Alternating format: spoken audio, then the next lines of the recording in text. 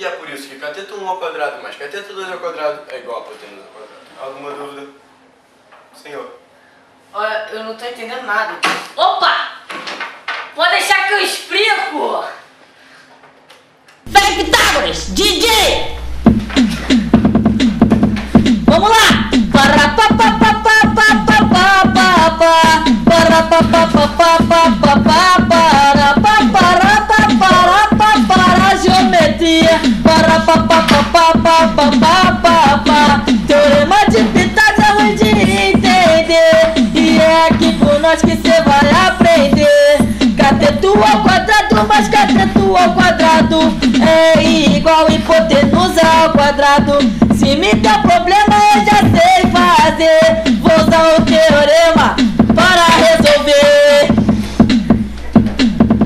De novo! Para pa pa pa pa pa pa pa pa para pa pa pa pa pa pa pa para geometria para pa pa pa pa pa pa pa para teorema de Pitágoras é ruim de entender e é aqui com nós que cê vai aprender.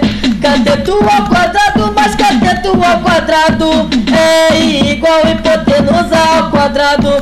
Se me der problema eu já sei fazer, vou usar o teorema para resolver. Valeu!